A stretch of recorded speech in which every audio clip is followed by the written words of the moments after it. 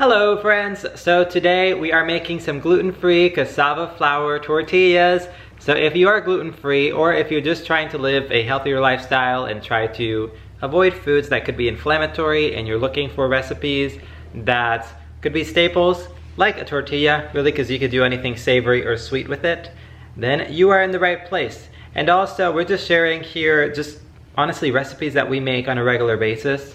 If you don't know who we are, my name is Sebastian. Dr. Holly is my wife. She is around outside somewhere, but you've seen her in previous videos.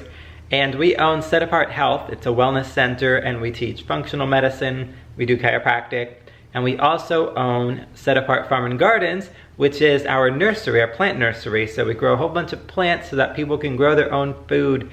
Without further ado, let me get into the ingredients for these cassava flour tortillas. They're super easy to make and they only take very minimal ingredients. So I'll show you that now.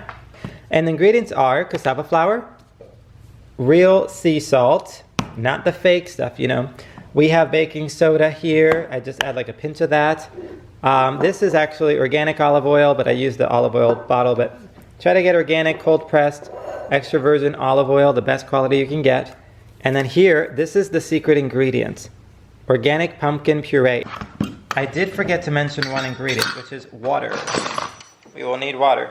Okay, friends, so here we have the cassava flour. I'm going to add a cup and a half. So this is a cup, and we got another half cup right here. Sounds good to me. Sounds good to me. Then the next ingredient we're going to add is the baking soda and the flour. Not the flour, the baking soda and the salt. Let's add half a teaspoon of baking soda, half a teaspoon of salt. So the next ingredient is the pumpkin puree. And honestly, you can mix wet and dry ingredients for this. As you can tell, I am not the most specific cook person in the world. I love making food and creating recipes, but I am nowhere near 100% precise. I'm gonna add 3 tablespoons. Yeah, that looks like the stuff. That's what we're talking about. Okay, so 3 tablespoons of the pumpkin puree, and then I'm going to add water and oil. So I'm gonna add half a cup of oil.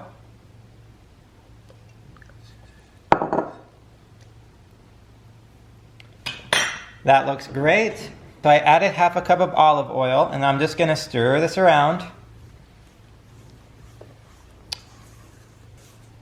So I got all my fat in here incorporated, and now here I have half a cup of water as well. And they do recommend to have warmer water, so we have a whole house water filter actually that filters all the water. We have a well and it's made for wells, so it actually works great. And I got half a cup of water here. It will look a little dry at first, so just mix it. And don't be afraid to get in there with your hands. My hands are clean. Now, I do feel like cassava flour and most gluten-free flours, when you let this dough sit, even for 5 minutes, it'll start getting a little drier and a little drier and a little drier. I added half a cup plus 2 tablespoons of water. I'm actually going to add about another tablespoon of oil, and the oil should bind it even more. And you're literally just watching me create a recipe right in front of you. I'm gonna add another tablespoon of pumpkin, so let's do 4, because the color seems just a little light.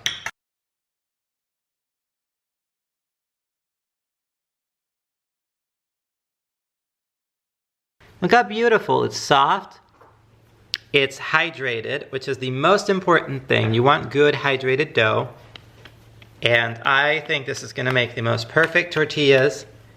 And my wife and other people are gonna thank me that we actually have a recipe now. Let's go ahead and start making these into tortillas. So what I like to do is I like to take this dough and I like to make balls, let's see, about yay big. I don't know if you could tell, but it's about a golf ball and a half. That's my best measurement for you. You can honestly make them as big or as small as you want. That part really is up to you.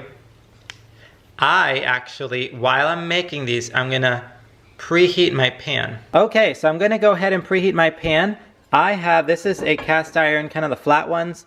You do not need to use this. You can use a regular cast iron. You can use a stainless steel pan. We've used all the above and they all work. I'm gonna go ahead and turn the heat on 6.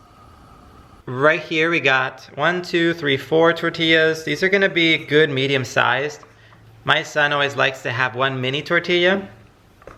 And by mini, I mean like literally that big. Is that the size you like? No? You wanna show them? Okay. You can talk. Okay, so what size tortilla do you like? That, you can show them right there. So that's the size tortilla. We'll flatten that out. Okay, so I got the little balls here. Good to go, ready to go. 1, 2, 3, 4, 5, 6, 7 tortillas. Now, some of these are like way big, and you'll see once I press them what they'll look like. Okay, so here I have, you don't need this, by the way. I'll put the link to this. I think it's $18 to $20 on Amazon, but it's called a Tortilla Press. This is an 8-inch, I believe, 10-inch, 8-inch round. I don't remember, but I will put the link in the description. If you don't have one of these, totally fine. You could take 2 sheets of parchment and take a rolling pin and roll it. One of our friends said they didn't have a rolling pin. They literally use either a wine bottle or a cup. Or you can use a soup can. This isn't soup, this is pumpkin, but some sort of can. Anything that you can use to roll these out. I love the tortilla press because we make these a lot. All right, so we're gonna go ahead and smush this. And the way it works, you press this down, you pull the lever. I pull it or press down pretty darn hard to get a fairly thin tortilla. And just like that, we got this beautiful little thing. Let me show you how thin I roll them. Okay, so if you guys can see, they're about 1/4 to 1/8 of an inch thick. They're not very thick. And now the question is, how do you get this over to the pan to cook?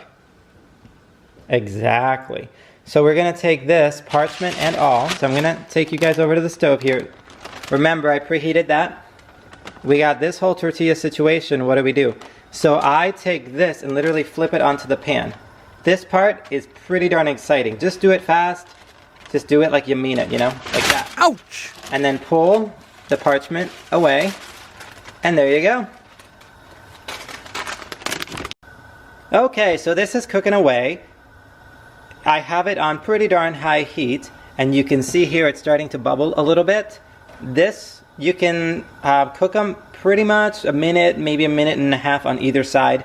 They do not take long at all. You can see they're starting to bubble up. All right, you ready?